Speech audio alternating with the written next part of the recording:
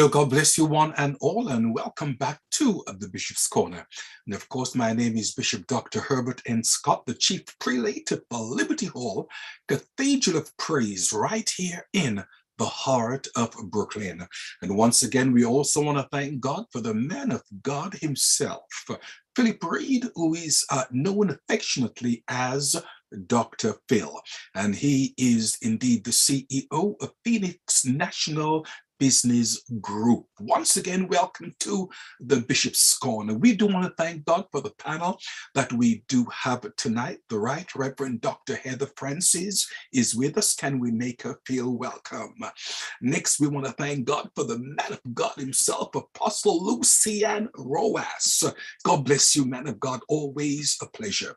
And of course, we want to thank God for the man of God, Bishop Dr. Neville Wolliston, all the way from north. Man of God, God bless you richly. Last but not least, we thank God for the man of God, Pastor Richard McKenzie from Brooklyn. Thank you, man of God. We are so blessed tonight. We have two special guests that are with us. We want to thank God for Pastor Jean Price that's with us tonight. A woman of God, certainly a pleasure. We want to thank God for the producer that is with us tonight, and his name is Bill Brady. Mr. Brady, certainly it's a pleasure to have you on this forum tonight. Well, tonight we are dealing with a very, very special topic. Well, our theme is Amazing Grace, but the topic tonight is surviving sexual abuse. Surviving sexual abuse. And there's so many questions that we have to ask Pastor Jean Price and Mr. Bill Brady. But before we should go into the questions tonight, okay, we have a small portion of a documentary, just the trailer part, that we want you to see tonight. Dr. Phil, it's in your hands.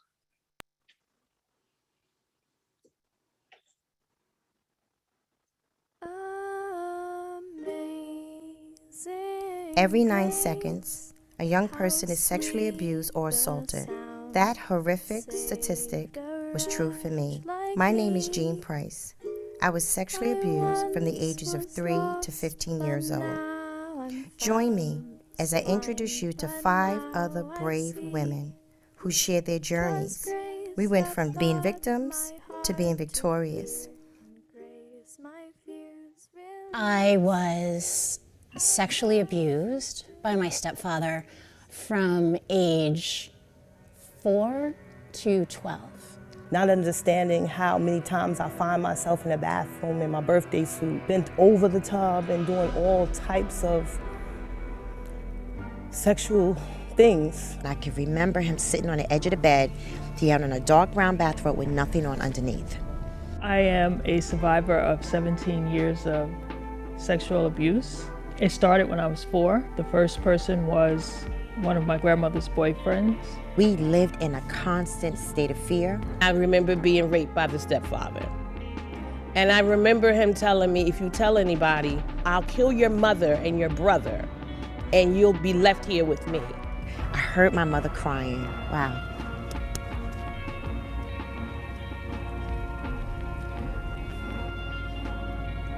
He had beat her in her face. And I remember like it was yesterday, her eye was swollen. We really went through a lot. I lived with that trauma for a long time. If you know somebody that's been abused, you want to see this.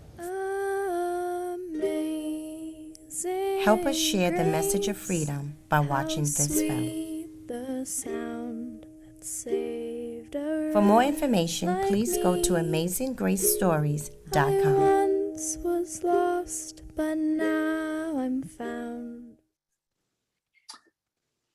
This is indeed a very, very painful topic that we are dealing with tonight. On the 21st of October, the entire documentary will be viewed by one and all. The first question that I want to put to Pastor Jean Price is this.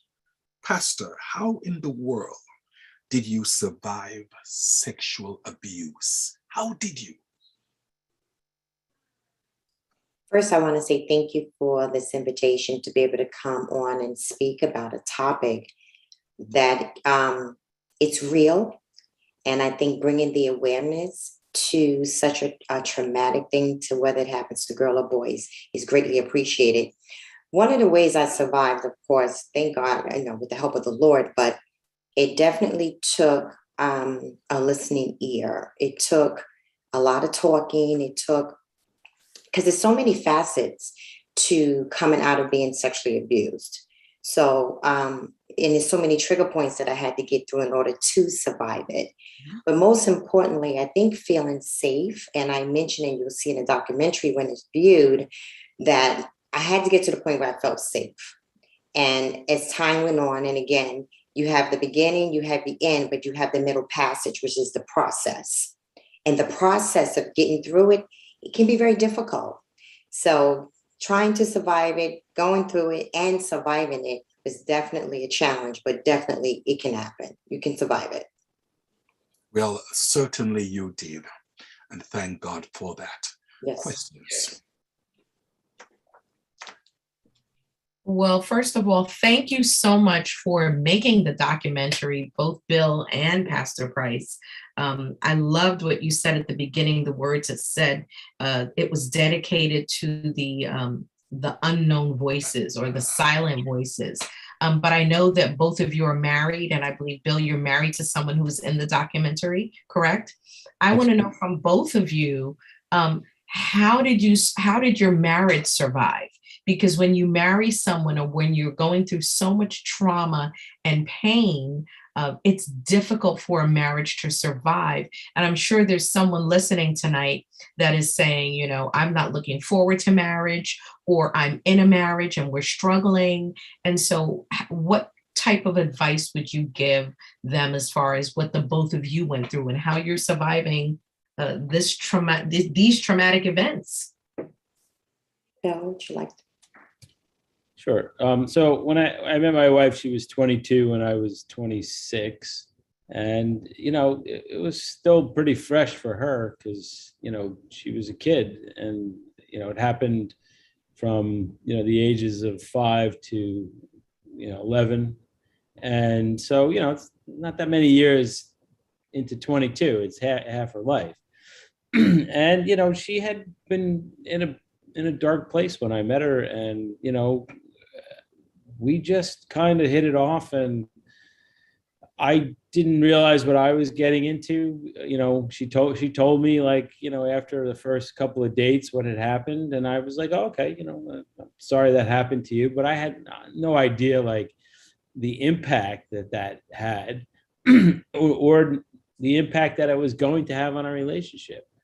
But I'm happy to say that, we've been together for 28 years, and I think that a lot of people that enter into relationships who are healed, and I will say healed, because if you're not healed, you can't have a relationship, I don't think, Gene. You can testify to that, but it's just too much baggage. But the bonds are very strong, for people who are healed, and you fight. You learn how to fight for what's important. I think is really what the takeaway there is for me. Yeah. I think for me, I definitely can concur, Bill, to what you were saying. And thank you. That's such a great question, Doctor. It takes a lot of work, because you bring into marriage, without this type of trauma in your life, you bring the things that you bring anyway. But this is such another level, a greater part that brings so much with it. And I think for us, it's having that, and it's like having the empathy. You got to have empathy, and you have to have a lot of understanding. There's a term that we use in our church, and I think it fits this, is that when you think of a remnant is a certain surviving group of people. And I want us, my husband and I, to be that remnant that people can look at us and say, wow, they made it through that. Because it is very challenging to get through having come through such a traumatic thing. And as I was saying before, I feel like I was learning, but I was teaching at the same time. And because it happened at such a young age, it happened for 12 years. I was 3 to 15. I feel like I didn't learn a lot of things. My husband had to deal with the little girl that grew in numbers in her age, but didn't grow up from the inside because somewhere my growth was stifled. So it takes a lot of communicating, but I'm not going to tell you that it was easy because I wasn't great at communicating in my marriage because everything for me was flight or fight. That's all I knew. That's all I ever knew. So my whole mind had to be retrained. And even now, I just make sure you work on your thought processes. You have to think about what you're thinking about, which is what our bishop teaches us. So it definitely takes a lot of work.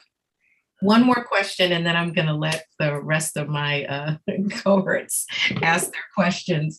When it comes to sexual abuse, one of the things that people normally face is disbelief or unbelief, or being told you're lying, you're not telling the truth. And I think as a body of Christ, that should not be found in our churches, however it is. What are your thoughts on that, both of you? That's real as well. It's unfortunate. And to me, it's very unfortunate because you can miss the mark on helping somebody get through it by not believing. Now, I know there are certain circumstances, right, where people can make a story up. I get it. But this is just my belief and my opinion. I tend to believe. I'd rather investigate what I need to believe and go further into it, or instead of dismissing somebody that comes and brings something like that to you. Because you know why? You have the ability, or anybody has the ability to determine what direction that child is going to go in their life. Because not believing sometimes takes them even down a darker path. You already have the weight of what you've gone through. So now you have to have the weight of nobody believing you. And that becomes another sense of violation or betrayal to the person that has gone through it. Wow. Yeah. Wow. You know, I grew up in the Catholic Church, and I think that years and years ago, nobody talked about it because nobody talked about it. It was a dirty secret that everybody knew about, but nobody talked about. Mm-hmm. And I think what happened in the Catholic Church, and to expose this, was sort of the impetus for everyone being able to talk about it. And now it's not so far-fetched when somebody comes and says something. Whereas I'm sure, Jean, when you were a kid and you opened your mouth, people were just like, what? You know, like almost like totally, I don't want to hear that, you know, and now it's in your face. You can't ignore it. So like, I think that, you know, attitudes have changed considerably, you know, not everywhere, but, you know, at least hopefully in America. And, you know, we don't treat people as if it's their fault anymore. You know, it's not a 4-year-old's fault that somebody raped them. It's just not. Right. So I think we have to look at every case individually because, you know, we don't want people to be wrongfully, you know, persecuted, but we also, there's a lot of things that you have to look at to make sure that things are, you know, investigated. Yeah. Thank you. I have another question. Yeah, I have a question. Bill, you mentioned that in order to overcome, hopefully I'm saying it correctly, you need to be healed. Now, my question is for both of you, what does the healing process really look like? What does it consist of from the standpoint of somebody that had dealt with the issue, and then also from the standpoint of somebody that was helping somebody to deal with the issue? Well, I can say for me, when I realized that I was healed was when I was able to face it, talk about it, and see it, and it didn't affect me. That's when I knew. Because I knew what it was like to, I remember really quickly, I saw my stepfather years ago. I forget, this is years ago, I don't remember when. And I think he was somewhere in like the Hempstead area. Why do I remember that? And I remember those times I would get anxiety and I get really nervous because you know right away, okay, something's getting ready to happen.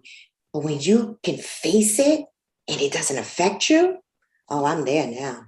And that's when I knew I made that mark. Beautiful. I mean, from my perspective, it was just kind of recognizing that there was this, sort of a spiral. Like, and I'm sure you could probably attest to this, Gene, that everything's fine until something triggers you. You don't know why you're triggered. You may not even remember why you're triggered, but something just sets you off, and then you react. And like, where'd that come from? Like, so kind of being on the other end of it, like, well, I don't think I was doing that, but oh my God, like, you know. And so you just have to sort of try, and it's very hard for me because my family's reactive, is to not react. And, you know, the lessons for me are, you know, don't fall for the first, you know, don't sometimes, and I don't know if you did this on purpose or unconsciously, but did you set traps for Derek, like to fall into, to prove yourself that, you know, everybody's, you know, no good? Or, you know, I mean, I stepped on a few landmines in my day. Gene, just a quick question. Did you ever cope with feeling of guilt, as if this is happening to me and it's my fault? I did. Yeah, great question. I did, because I'm the only girl of 5 brothers, and my whole family fell apart. Everybody went their own way, and I did feel like it was my fault. And I have a brother who I haven't seen in about 20 something years, and we've never talked about it because, you know, I haven't seen him in so long. But he kind of went like a down spiral in his life, and I felt bad about that, because when I finally exposed what happened when the family fell apart, everything fell apart. So I lived with that for a long time. And I hope one day, my prayer is that him and I might be able to talk about it, because somewhere in that is where things changed for him. When the exposure happened, he could have felt, why'd you open your mouth? Why did you say anything? You just messed up the whole house, not thinking, I'm dying inside. There's pain, you know. He probably wouldn't understand it back then, but not thinking about me, the person that have gone through it, thinking about how I just messed up everything in the family. And that's a heavy weight to carry. So you have what you went through, and then you got to carry the guilt that you tore your family up. And then you don't have the sympathy for people to understand that. It's a heavy weight. It is heavyweight. Pastor Price and Bill, thank you so much for coming on and sharing the story. I think it's so important. Unfortunately, as people of faith, sometimes we overlook some of these important issues, not realizing they're sitting in our pews. So thank you so much for bringing this. I have just a quick question, and probably a follow-up question to this. How important a role did forgiveness play in your healing/recovery? And would you say forgiveness is a key part of your recovery? Yes, thank you. That's a great question, Bill. Did you want to speak first, Bill? Okay. No, because I'm not. It didn't happen to me, so I honestly can't speak to this. Understood. That's a great question for me. It took me a long time, if I could be totally honest and transparent. It took me a long time to come to that realization that the forgiveness was necessary, not for my stepfather, but for myself. Because when I learned to forgive him for what he did to me, I was able to continue my healing process. And it took a long time to get to the place where I understood that.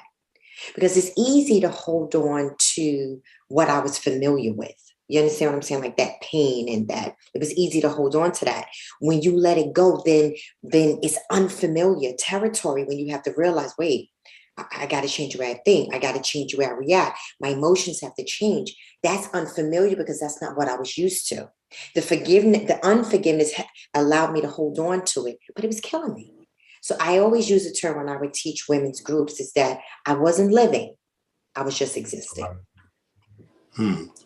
Was it easier for you? Of course, we have people on the line that are people of faith, and others were not of faith. So my question is, was it easier for you because you had your faith to rely on, or was it easier for you because you're a person of faith? Now, for someone who's listening in tonight and they're not a person of faith, what would you say to them? Because again, I would imagine, as you just mentioned, that forgiveness is a key. Yes, sir. In recovery. It was not easy. I can't necessarily say it was my faith at the time.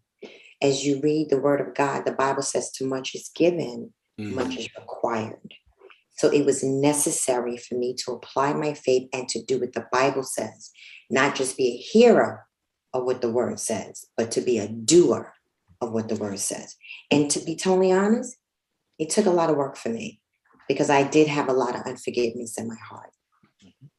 I did, and that's just being transparent. It is necessary to do because that's what God requires. You have to do that. But it just took me a long time because I felt like somewhere within me, I couldn't get over the fact that I felt like you violated me and then I have to do the work. But yet the work was necessary to do. For you. For me. Yes, sir. Yeah. Got you. Thank you. You're welcome. Yes. Good night again, Pastor Price and Bill. We certainly thank God for you coming on tonight, and also Pastor Price, who have been through sexual abuse.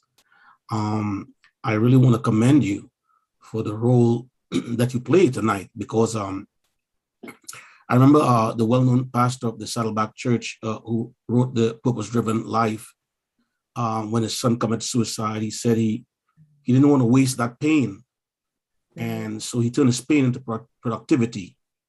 And, you know, I go back to the scripture where David said, it was good for me that I was afflicted, because through our pain, we can help others cope.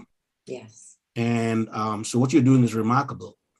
And one of the things I understand is that more people are abused, or children, than we would ever think, because there are so many that suffer in silence and never speak about it. I want to ask a question to you and Bill.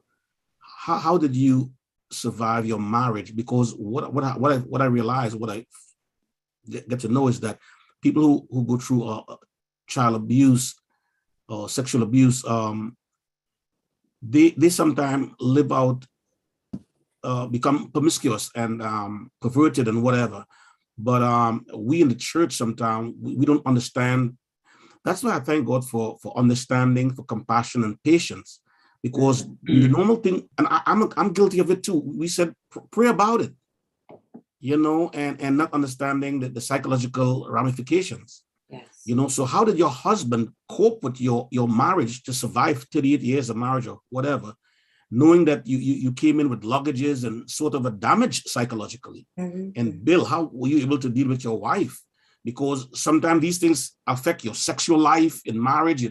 There's so many ripple effects, and sometimes some marriages fall apart as a result of the lingering trauma and pain. So how did you deal with that in terms of your marriage? Yes, sir. You want to go, Bill? Sure. So, I mean, for me, I mean, it's just, you have to understand, and you have to be patient.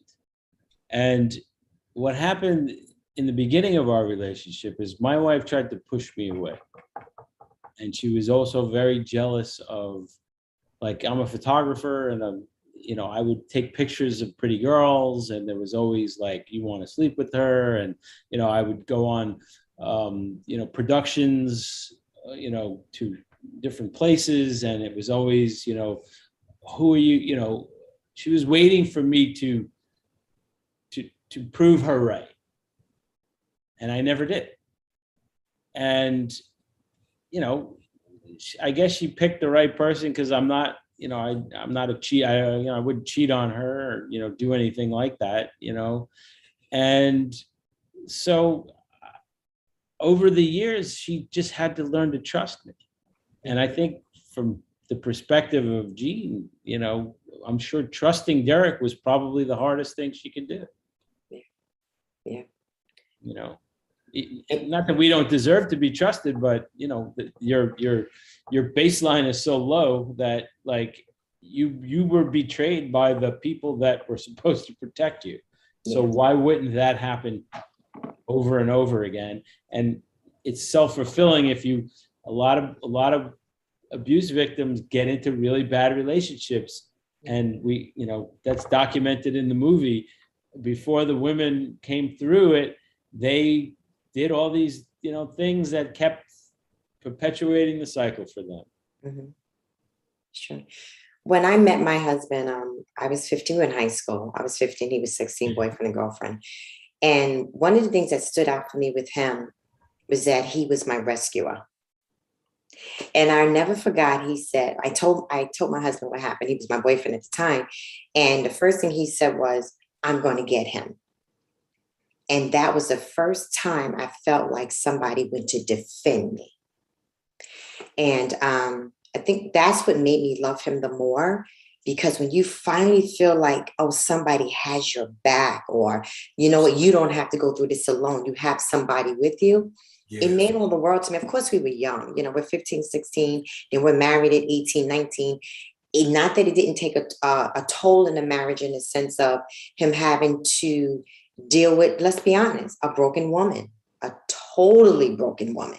That was a test by itself. And we talked a little bit before the show about how my emotions were so broken and damaged and out of control that it took, and Bill, thank you for that word. It took a lot of patience. It took a lot of patience to be a mother. How do you be a mom to, and then I have 3 daughters, be a mom to 3 daughters to teach them I taught them a lot of fear. I taught them, everything was panicked, but I didn't teach them the other side of it. My emotions were so broken that I wasn't emotionally attached. So I had to learn so much. And that's why I use that cliche. Learning and teaching for me was very difficult. But the grace in it is that I didn't give up, and neither did my husband. So based on your experience, being a mother of 3 girls, were you suspicious of men being around them or being protective, whether it's a family friend or relative, because of what you have experienced? Yes, sir. I definitely was. My children did not spend a night at people's homes. I still feel that way. I'm a grandmother of 6, and I still feel that way. I wouldn't let I have all brothers. They could not pick up my children. And let me say this, people don't understand when you put certain boundaries in place, because I didn't tell the whole world. A lot of people didn't know what I went through, but so people didn't understand. But I had to take the risk for me in protecting my children that way, and then live with the fact that people didn't understand. So I was criticized. I was criticized for putting certain boundaries in place, but I stood on them. And I just said, no, I don't want any men picking up my children, my girls. My girls are not sitting on anybody's lap. And those were the boundaries that my husband and I put in place, because it happened to me. So I felt I wasn't protected, but I'm going to protect. Okay, beautiful. Thank you very, very much. Okay, Bill, your questions won't take so much time, I'm sure. Okay, but one of the things I want to ask Pastor Jane is this. Pastor Jane, how did you deal with flashbacks? Because I'm sure that you must have, gotten them. How did you deal with them? It was hard. It was hard because a lot of things for me, we talked about Tamar earlier. Mm-hmm. The physical scars finally went away, but the emotional scars lasted a long time. Yes. And those flashbacks, it was just very difficult. I can remember one night, and I was about maybe 5-ish, and I can remember my stepfather coming into my room. And one of the flashbacks that I had was that there was somebody that literally walked by, saw what he was doing, and then turned away and went there and went like they didn't see it, but they saw it. So that played in my mind for a long time. I had a lot of flashbacks about that. I had a lot of flashbacks of being locked in the basement. He worked at night for Pan American Airlines. So we went to school during the day. My mom worked during the day. And he would lock me in the basement. He had this chest thing down there. He would do things and stuff. So it was a lot of things that came into play. But it took a long time. It took a long time to get over the flashbacks, but I did. Thank you very much. Okay, let's listen. Bill, what made you think you could tell this story? Well, I think what gave me the confidence to try was, I had been dealing with my wife, and she was talking about it, since we met, and it's been many years. And, seeing what she went through, I I didn't want the other people to go through that. And, you know, to be given the opportunity to just kind of listen and pull out the pieces that needed to be pulled out of what these women said. And, you know, we literally sat each person in front of a camera, and I asked them one question, which is, tell me who you are and tell me your story. And they didn't take a breath. You know, I mean, we asked them a couple of questions at the end, Gene, but pretty much everything that they had to say, they said, and it came out like literally. We didn't stop. Like there weren't like 10 takes. You know, it was like one take. Everybody went. You know, sometimes we had to shut down to change the battery or something in the camera, but for the most part, the stories told themselves, and the people told them with such eloquence because they lived it and they were trying to really help people. And every single woman that came had a mission, which was, I don't want this to happen to somebody else. That's right. That's right. Questions?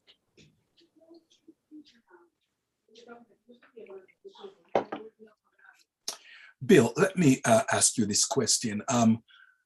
What's your main objective, okay, in producing this? What's your main objective? Well, the main objective is so that people aren't afraid to speak up. And also for people to be able to spot when it's happening around them. Truthfully, I think, Jean probably would have done a lot better if somebody noticed that she was not right when she was a kid. And, why is she so quiet? Why does she act different when her stepfather's around? Like these subtle clues that the kids don't have to say anything. People can pick up on that. It's not that hard, but people, ignore things. So what I want people to, the main objective is to rip open the dirty little secret that people are living with and make sure that these people don't get away with it. Amen. And in the documentary, it stated that every 9 seconds, this is happening every 9 seconds. Yeah. So imagine the millions of people that this has been happening to. And thank God that it is exposed. Question. I'm sorry, go ahead, please. Yeah, so to Bill and to Pastor Price as well. What do you think it is? I have a general sense of what I think it is, but what do you think it is that prevents people from speaking up? And what advice do you have for those people? One of the things I think that prevents them is secrecy. It's a couple of things. Let me talk about the secrecy for a second. I come from the era where everything was a secret. From my mother's generation to my generation, everything's a secret. And the violation itself and going through that, one of the things my stepfather used to say to me, and it's on the documentaries, that he was going to kill my mother. And another young lady said the same thing if I ever told anybody. So you put the fear factor there, and then you put the secrecy there, and that's what holds you. And then the bondage paralyzes you. It's like you're almost stuck and you can't move. So that secrecy and the shame, and definitely the shame that comes along with it. There were times it was almost like, come on, let's go. Let's get this done. It's almost like you don't want to go. It's wrong to go, but you have to go. Because in the back of your head, if you don't go, then my mother dies. And I do remember one night he planned to kill my mom. I do remember that one night. So, yeah. Wow. So then would you obviously say that silence emboldens the predator? Yes, sir. And it becomes a deeper form of control for the predator as well, because they know you're not going to say anything. When you take the courage, can I say this? You know how it came out? I ran away from home. Because I knew. At what age? I'm sorry, sir? At what age? 15. Okay. I knew if I stayed there, I couldn't say anything because of what I knew I was going to face. But once I went away from home, then I finally told somebody. Yeah. I think it's also a generational thing. When I was, Gina and I are about the same age. I'm a little bit older than her, but when I was a kid, you were taught not to talk back to your elders.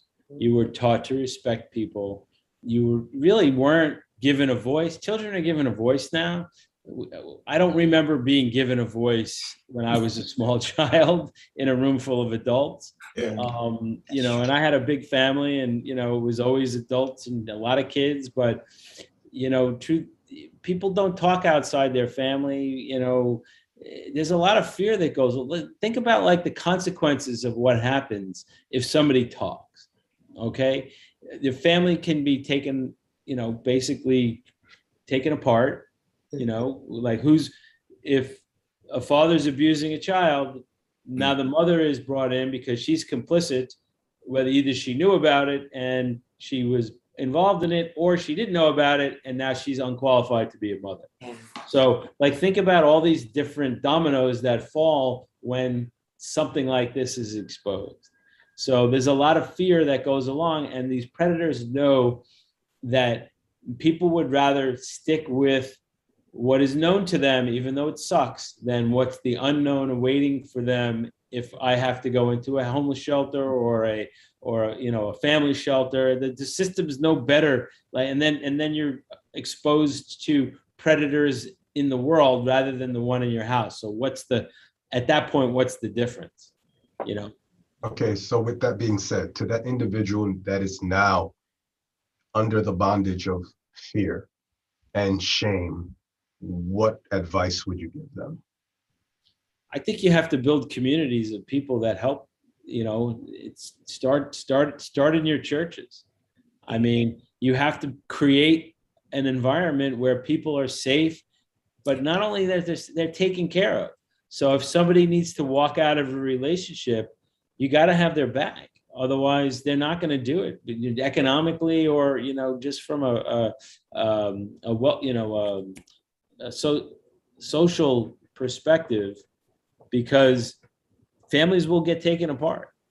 And then where does everybody go at that point? So you have to be able to go somewhere that's better than where you are. Mm-hmm. Yeah, that is absolutely correct. That's exactly what I was thinking too, Pastor, is having a safe place for people to be able to go. And I think I'm glad you brought that up, Bill, because there are plenty of women, if I may say this, that have made decisions and may not have been the best or the correct decision. A lot of times it's out of fear. Mm-hmm. And not just the child needs that safe place, but even in this case, a mom, in my case, my mother probably needed a safe place to go where she can feel like I can bring my children and I can say what's going on. But a lot of times there's no safe places like that. Pastor Price, can I ask you, I imagine that you do conferences around the country, church to church. Yes, sir. Do you gear your information towards women or men or pastors or leaders? Because I think that's, again, something that's missing in our churches. With us, I have, and maybe I have to rethink doing some things, but we have individuals who, for lack of a better term, just watch bathrooms. If there's a child going by herself or himself, because, sometimes a parent will just say, go to the bathroom. Of course, we do children's church now, so that's a little different because you have responsible adult teachers that will either accompany a child to the bathroom. But my question is, do you gear your conferences or your information to male, female, or the general public, or just leaders? To everyone. Because at the end of the day, and I know we have titles, right? Pastors, bishops, so forth. But at the end of the day, we're people, we're men and we're women.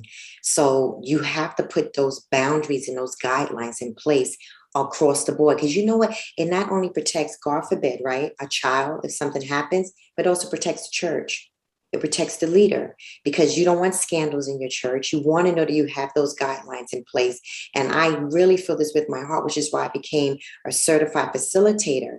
You have to put those things in place, because first of all, we know the devil is a roaring lion going about seeking whom he may devour. And if he can tear down the church, he would do whatever he can to tear down the church. And I found this out, that since we were in COVID, but especially last year, more children were molested because they're at home with their predators during COVID than before. So we have to be able to keep those things in place. Now that some churches are open, they may come and they may say to their teacher, so and so and so and so, what do we have in place for those children? And I'm glad you brought up, Bishop, the bathrooms, because that's important. Teenagers, and we were saying earlier, teenagers could have been molested themselves, and then they turn around and do what was done to them. So it's very important to put those guidelines in place. And that's across the board. Thank you. Yes, sir. Okay, any more questions? If not, we can go on to question number 2 for Pastor Price. Okay, question number 2, Pastor Price.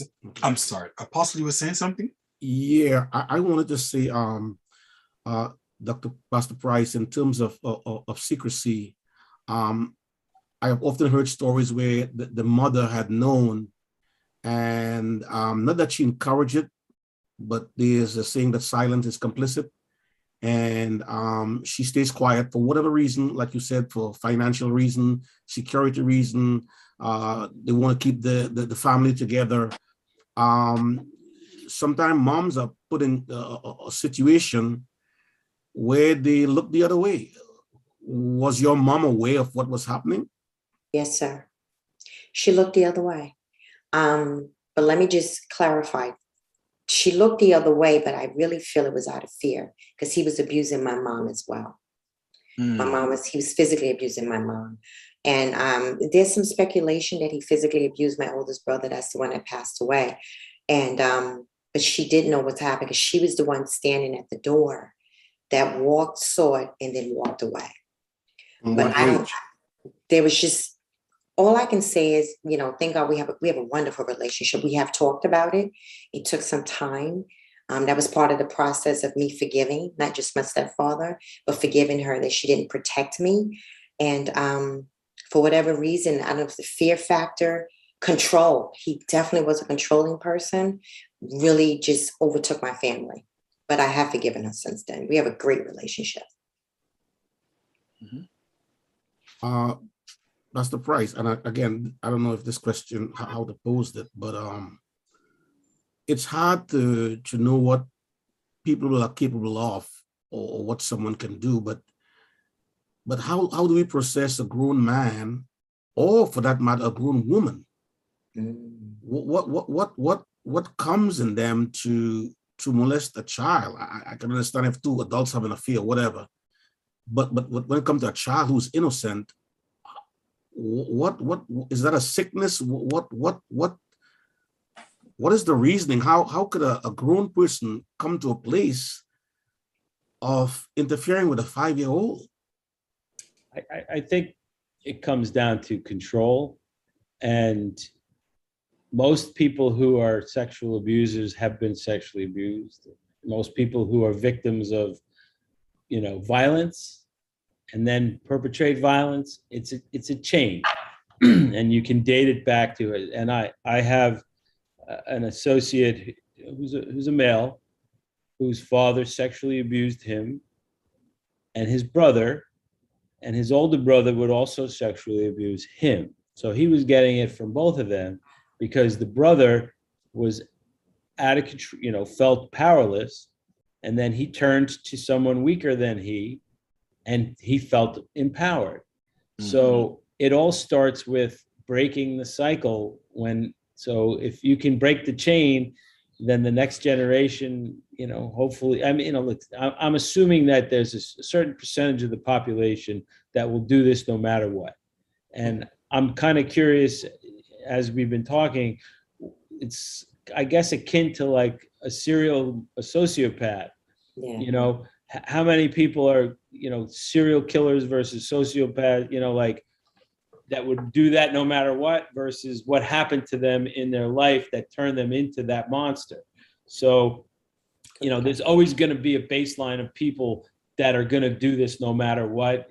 They could have grown up in the best of circumstances. They're just wired wrong. But I'm going to go on a limb and say the majority of people have been abused. And now they're just trying to process that, and then they continue to do that to other people. Okay, thank you much, Bill. Okay, in the interest of time, okay, question number 2. And I'm putting this first of all to Jean.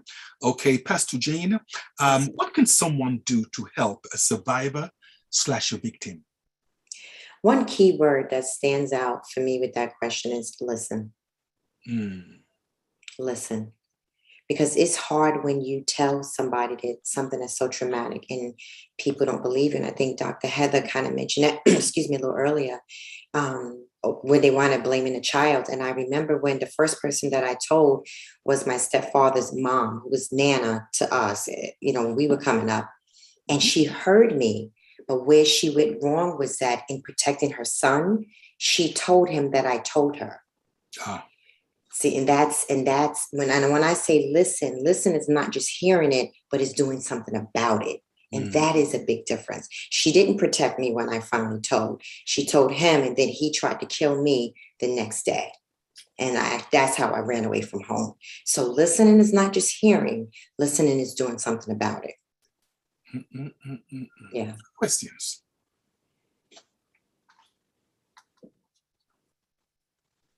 At 15, when you ran away, did you have any plan as to surviving, or it's just you had to just get out of there? What were your thought process?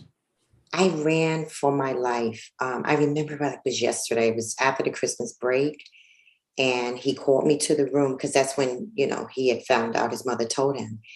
And I have to say, God is so faithful. He was with me.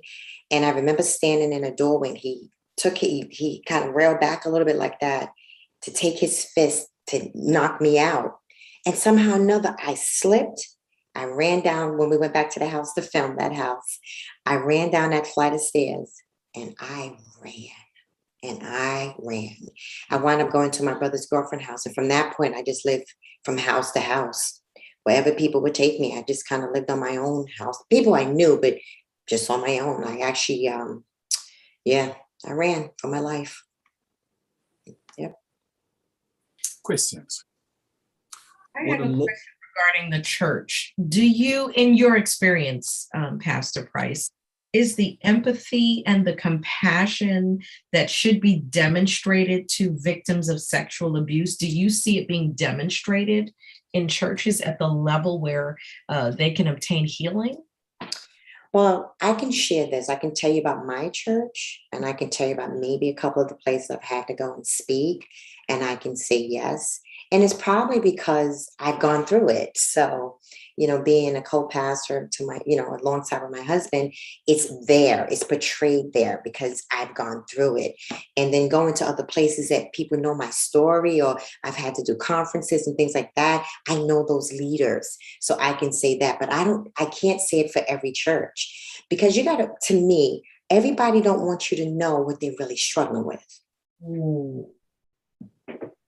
Everybody don't want you to know. Shame-based.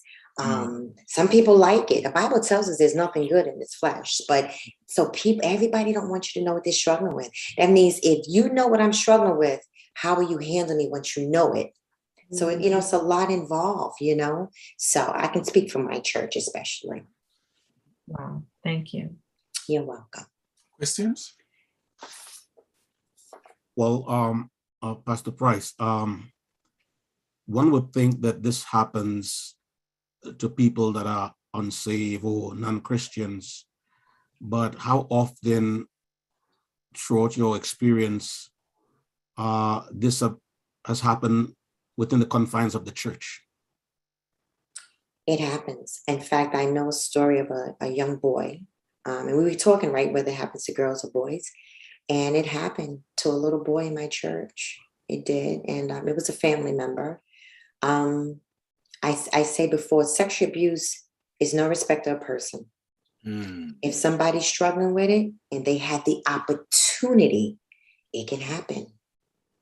Now, you can't watch everything 24/7, but you can definitely, at least in our house, which make people aware of I like to call being aware, the awareness of it. But it was very innocent. He was young. It was like maybe 8 or 9. And his cousin was a lot, like maybe 3 or 4 years older. Happened in the church. Somebody I know in the church. We're still humans. We're in church. A lot of us are saved, but we're in humans. We're in this body of flesh. Amen to that. And that's what we bring to the church. That's the phrase. Oh, go ahead, Doc. Go ahead. Okay. The rate of the spirit of homosexuality within the church and the world at large, do you feel that, because I know I've counseled a lot of people who've gone through sexual abuse, and unfortunately, that's one of the long-term effects. And so can you just speak to us regarding some of the short-term effects and also some of the long-term effects, and also bring awareness to the fact that sexual abuse is trauma? And trauma can actually affect your DNA. And that's something that a lot of people are not aware of, that trauma can actually affect your health and your actual DNA. And that's been scientifically proven. It has. Bill, I don't know if you want to speak to, but I just want to say this. There's an illustration that I do when I go out to teach. I show a normal brain, and then I show a child or a person, a child, and then I show the brain, which is normal. I show the brain of a person that's been traumatized, because it's really an injury. And you can see, oh my goodness, the difference of a normal brain and the brain of somebody that's been affected by trauma. Trauma is injury. There is a big difference. And within the confines of that injury, you respond and react from the injured brain. And that could come with all types of things. To your point, homosexuality.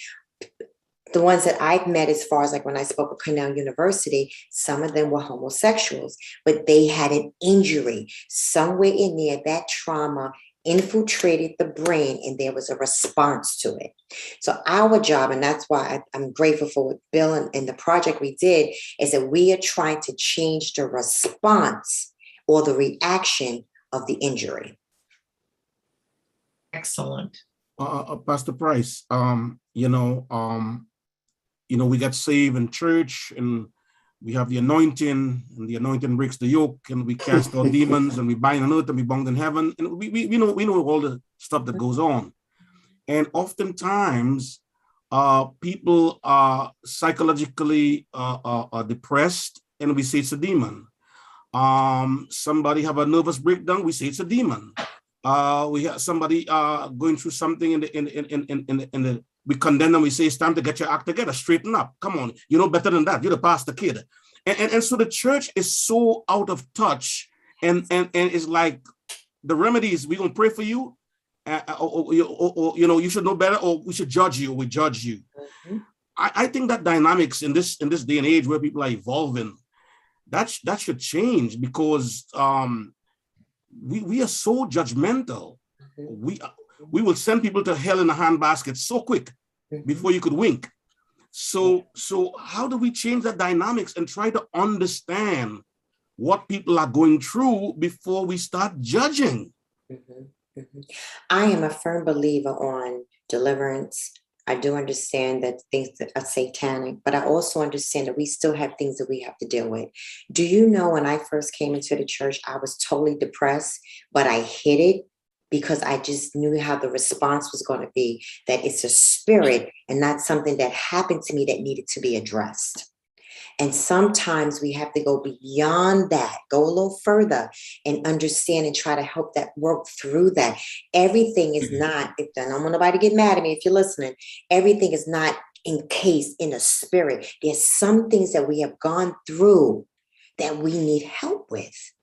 And I needed professional help with it. I really did. And it wasn't that I had a spirit. I was depressed and I was broken because of what happened to me. Yeah. And I'm in the church.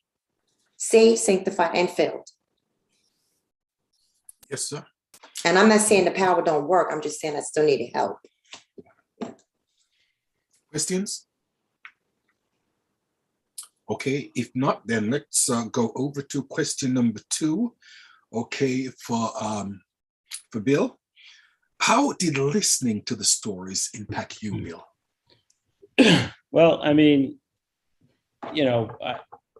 myself and my camera guy, Steve, it was just 2 of us. And then my daughter actually pitched in and helped on the last day. We were, we were wrecked. I mean, listening to the stories and, I mean, it was awesome, that they were all came through it. But, the first part of this movie is tough, man. I'm not gonna sugarcoat it.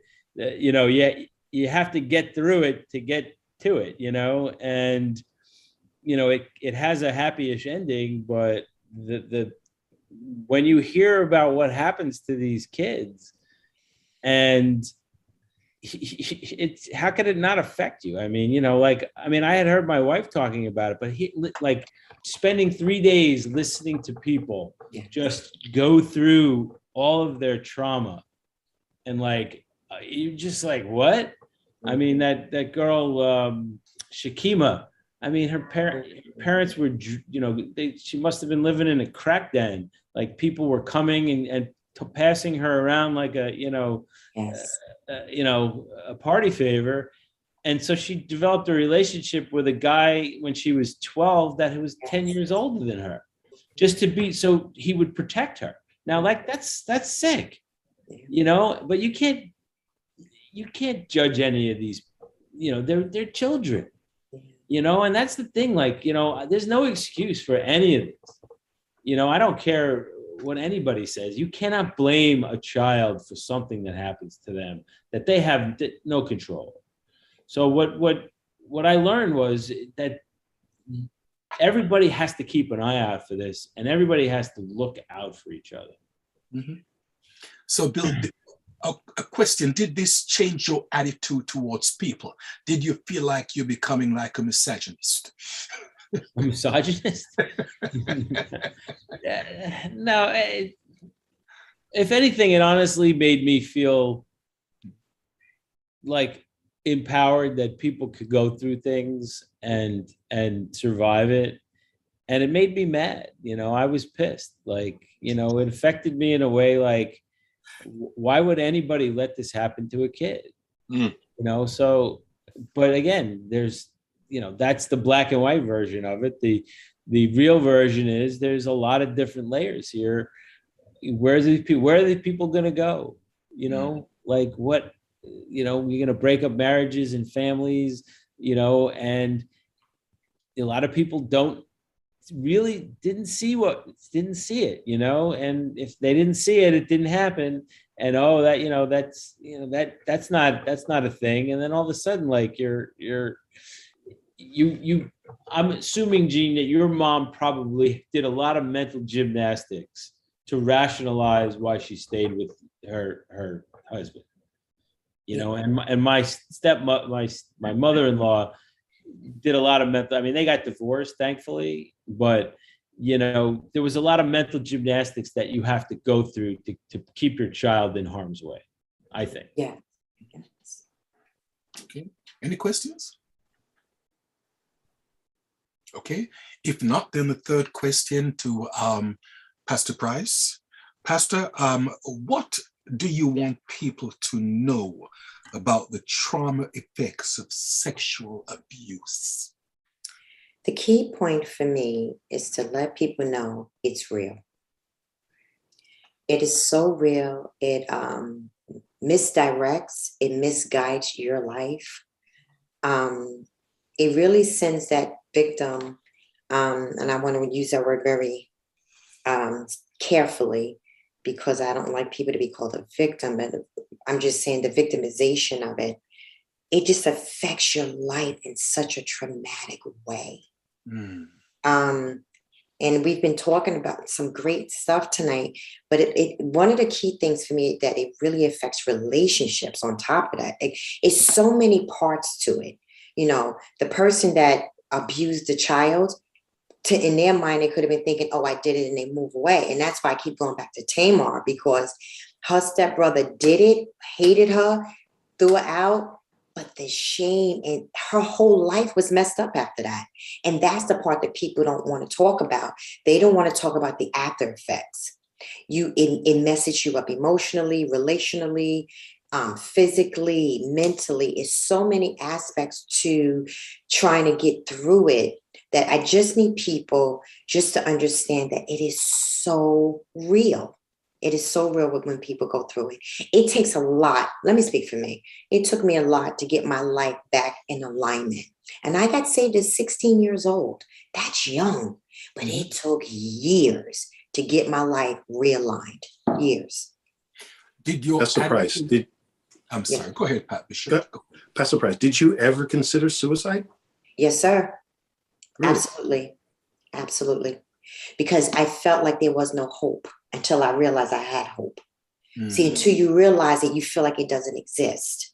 And one day I realized I had hope, even though it was a process, but I had no hope at one point. Absolutely. Yes, I did. And that's being transparent. I didn't go through with it, but I definitely considered it. Along those same lines, Pastor Price, talk to us a little bit about self-destruction, because that's also a part of it. It is. And that's so powerful you said that, because I often like to call it self-sabotaging. I think at one point I self-destructed and self-sabotaged my own life, because I think there were times that I could have done better, came out a little sooner. But I think, like, you know what was one of the things that paralyzed me? Fear. Yeah. So when the fear is there, I felt like I couldn't do anything. So instead of owning up to it and confessing that I was afraid, you self-sabotage. You speak to yourself negatively. I began to speak life and death, because it's in our tongue. I began to speak it against my own self. And it was so common. But like I said before, when you have to start speaking life and life into your own life, the unfamiliar, though it's right, that was the hard part. I heard it takes 7 positive words to come against 1 negative word. So if I called myself a failure, I have to then find 7 positive words to keep telling myself that, no, I'm not a failure. And then it takes 30 days or so that it becomes a habit to believe it. I've waltzed that dance a long time. It took me a long time to change my thought pattern. Also, talk to us a little bit about your health, because normally people who go through sexual abuse, as their life progresses, they tend to be more susceptible to many illnesses that are prevalent, but more rare in other families. But for some reason, because of what you've gone through, you'll be more open to it. Until that healing comes, you really won't be healed, because unfortunately, your biography becomes your biology. Yes. It's true. I suffer with a lot of digestive problems, to the point I had my gallbladder removed, and then they realized it really wasn't my gallbladder. But that was all associated with the anxiety, the heart palpitations. Another thing that and I'm glad you brought that up, that I suffered with, was migraines. For years. I had migraines for years, and I couldn't understand the trigger, but the trigger was the unresolved issues from what I went through that I never dealt with. So migraines was a big part of my health problems, very much so. Thank you, Pastor. You're welcome. It was a friend that I know, Dr. Dwight Berry. He wrote a book on vision greater than sight. And one of the things that he says in the book is this: when God asks you to do something difficult, it's because he's asking you to change the level that you are on. And God is taking you higher. Therefore, woman of God, for you to forgive, honestly, God is asking you to do something that you could not do it in yourself. You needed his help. And certainly, honestly, becoming a pastor, being able to teach, being able to minister, being able to do this, that, and the other. Listen, woman of God, I see the anointing, I see the blessings of God all over you. Amen. So listen, you are doing great. Continue in the name of Jesus. So, okay, because of time, and time is just slipping. This ain't right, honestly. Time is speeding up too quickly. Okay, but let me put this to Bill. Bill, what was the most surprising thing that you learned in all of this? The most surprising thing is how young these kids were when it started. Honestly, like, when my wife told me, like, I didn't realize that was like the starting point. It's shocking. I mean, 4 years old, 3 years old, come on, like that's just, it's think about what you were doing when you were 4 years old. You probably can't even remember what you were do it.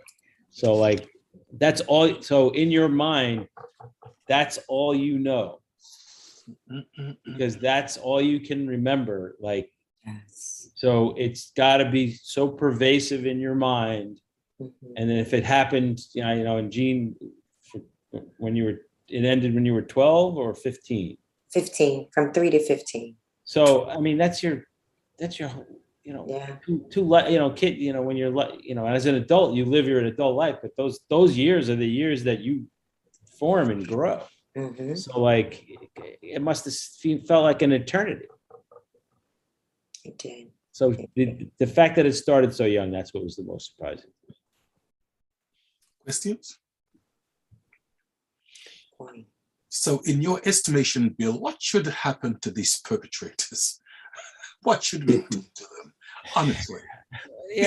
Be honest, be honest. To be perfectly honest with you, that's a hard question, because everybody has the movie version of what they would like to do to these people. But the fact of the matter is that they're just as damaged as the people. And I think that, again, there's probably different classifications of psychological, buckets you can put them in. And there's the ones that are sociopaths, and, there's nothing you can do to help them, put them in, lock them away forever. But, is there a way to redeem them as well? I don't know. I honestly, I can't answer that question. I don't think it's a question that I'm qualified to answer. Grace. Well, that's our topic, amazing grace. And as Jean says that, she coming to the Lord, that gave her hope. And one of the things that hope says to all of us is that my present situation is not my future. My present situation is not my future. So no matter what hell I'm going through now, thank God there is hope. So one of the things that we want to do, no matter what, is keep hope alive. And that is so important. Okay, question number 4, and let's put this over to Pastor. Pastor, can you share some emotional scars people go through who have suffered sexual abuse? I think we kind of touched on it a little too. So many different emotions: fear, anger. There's so many different emotions that you go through that just kind of overtake you. Lack of trusting, just different things, betrayal. I mean, it's so many different emotions you go through, that things that pop up that you didn't even think you would go through. Like I said, one of the greatest things that I had that overtook me was fear. I was afraid of everything. Fear, it paralyzed me, it tormented me. I would wake up afraid, go to sleep afraid. Everything, I was just a lot of fear. And it was a lot of fear of the unknown, that the unknown things that I didn't know, those became fears as well. And not to sound cliche, that I know the word of God tells us that God hasn't given us a spirit of fear, but applying that concept to the fear that's inside of me was very difficult for me. So there are different emotions you go through, because different triggers bring up different things. I went through the anger, which we kind of touched on a little bit too. Definitely anger was a biggie for me. And I really feel like I was angry because I had no control over not being violated. And that angered me. So, and I had a lot of resentment. I got to say that too. I had a lot of resentment because I have 5 brothers and I felt like I had none of them to protect me. So, but yeah, I went through a lot of resentment too.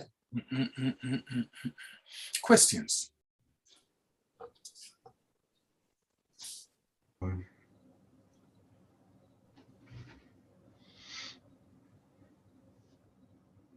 It's quite a lot to take in, Bishop.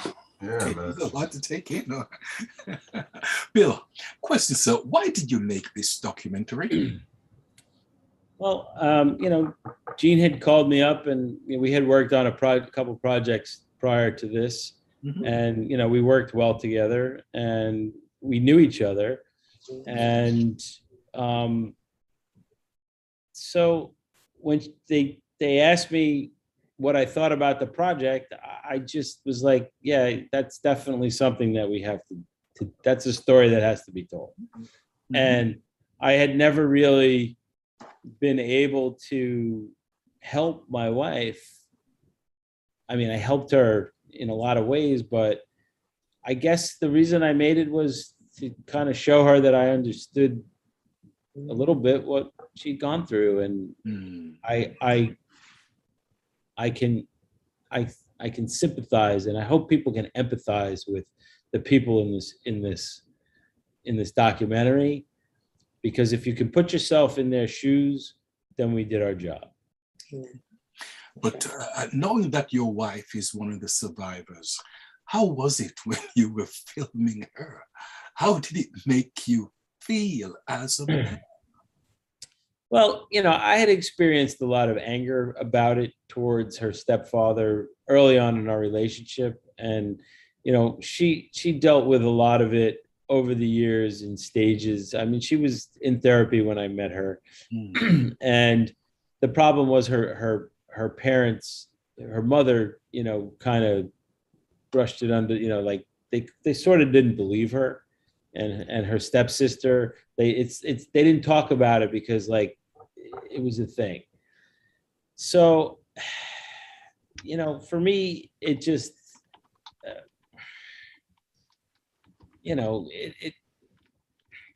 it's hard to articulate. I wanted my daughter really to see what my wife had gone through. She was there when she helped us film the last day. So we had filmed everybody prior to the last day, and then we filmed the church service, and my wife was away doing something. So we filmed her the last day. And I was really happy that my daughter was there when my wife was telling her story, because honestly, that was the most empowering thing we could have done for her, which is like, Mom and Dad are here. This happened. We're talking about it. We're not ashamed of it. Nobody should be ashamed of it, but you should always be on the lookout for it. So having her listen and be part of it, I think was really the most important aspect that I got out of it. And, I hadn't even really thought of it, but I brought her along, and I'm glad I did. And actually, she's the one who sings in the beginning of the movie. Okay. I wanted a child's voice to kind of go into the choir, and we just, just sort of a matter of factly, she brought her ukulele. I made her bring her ukulele because they had a sound system, recording booth in the church, and she knocked it out like in 2 takes, I think. She just, and she didn't even know the song. She just learned it on the spot and did it. So, Bill, I've got to ask you this question and so forth. What would you say to men who will be going into a relationship with a woman that's been violated? Well, you have to understand that there's trauma and damage there, and you have to decide whether or not you're going to be there. You can't be selfish about it because it didn't happen to you, but you're definitely dealing with the blowback. And there's a lot of times when, you're going to get the short end of the stick emotionally because of what happened and you had no control over. But on the other side of the coin, Gene's been married 38 years. I'm going on 28 years with my wife. So the bonds that you create, if you can endure that beginning, and again, my wife tried to push me away a lot of times in the beginning of our relationship. She had a lot of trust issues.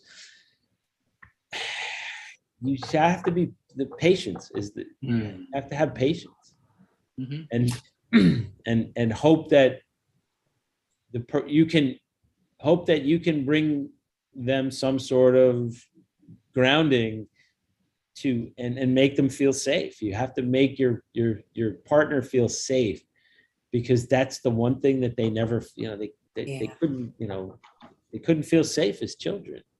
It would happen at random weird, you come around the corner and there it is, and nobody's around, and it's like, oh, okay.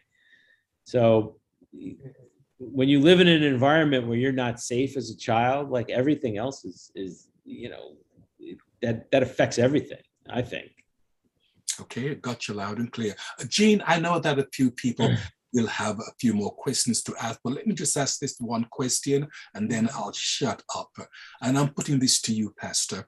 Okay, what would you say are some of the signs that a child is going through sexual abuse? Seeing that this is something that you went through, what should we look for?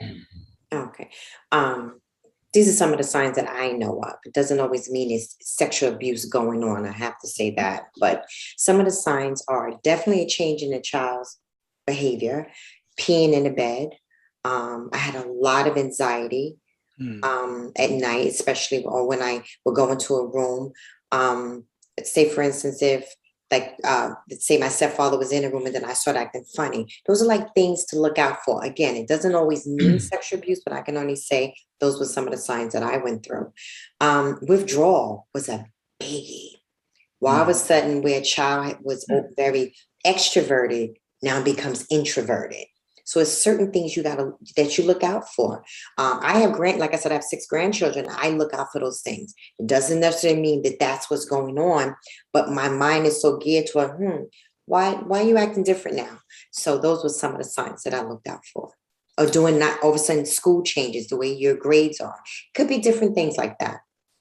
Or things that you used to enjoy that you don't enjoy anymore. You don't enjoy, right? That's a good one. So you kind of withdraw, like withdrawing. It's just really like if you had a really happy kid and then suddenly your kid's not happy, like what happened? It's not always obvious, but and then if certain people walk into a room and their behavior changes, it's these you can tell when something's off.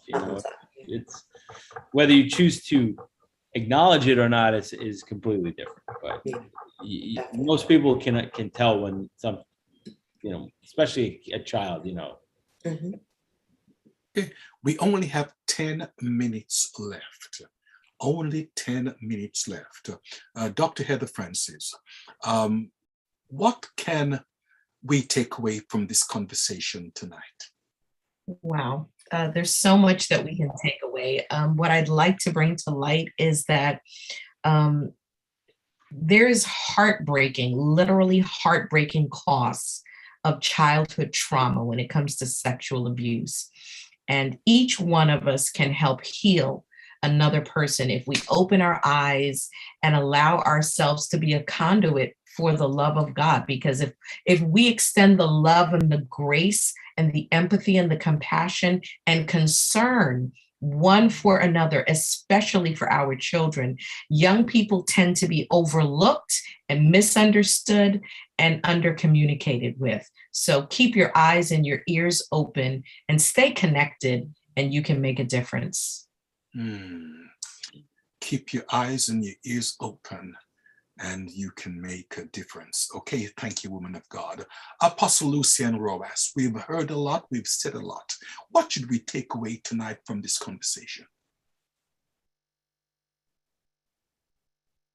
You're muted.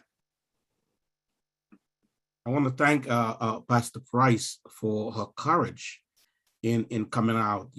Oftentimes people would say, forget about it, leave it alone. You sweep it under the rug, but by coming out and talking about it is therapeutic.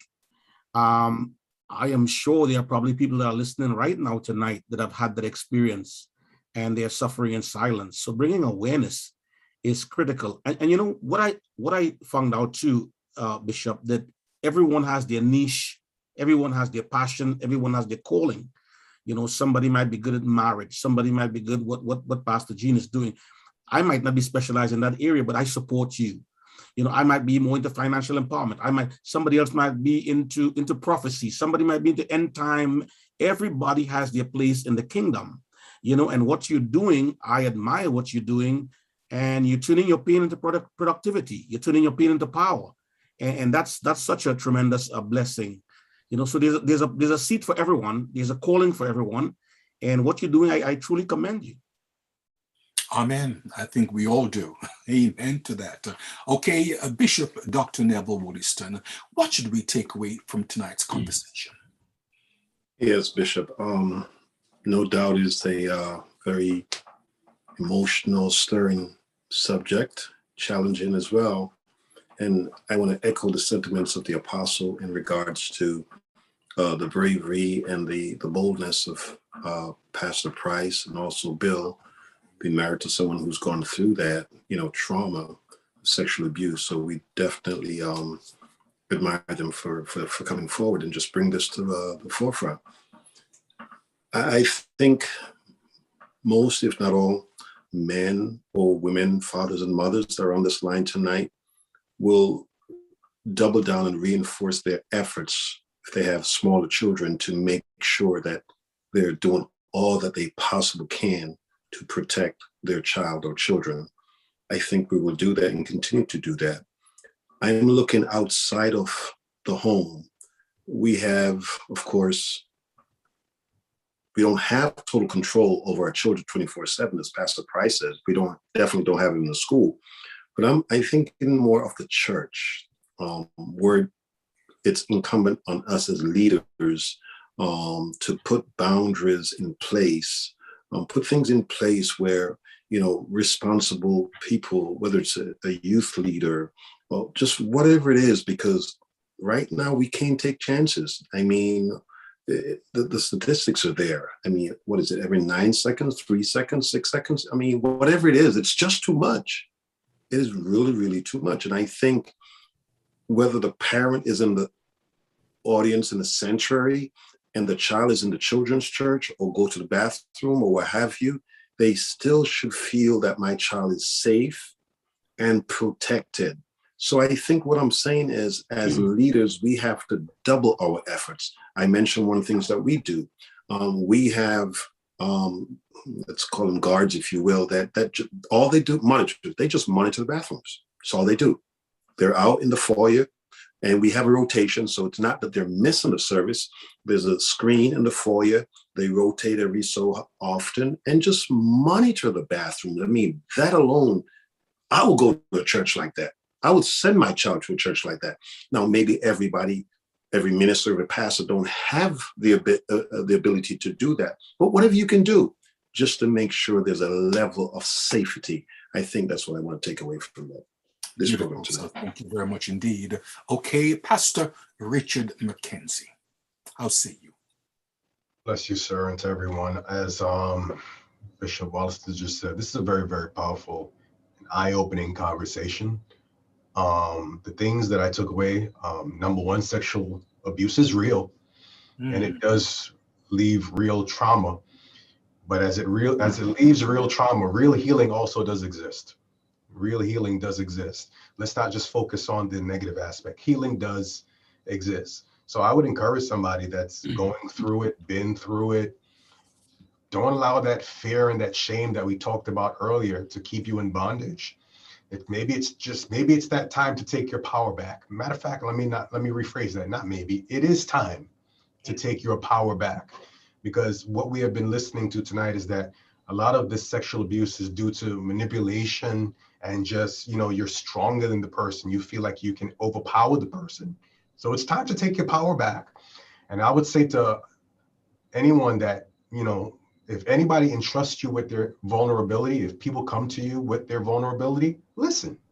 A lot of time we bypass things and, and the whole blame game thing, that's disturbing to me as well. But listen and really try to help those individuals. Another thing, as a father of 4, with my youngest being 4 years old, play a role in the lives of your children.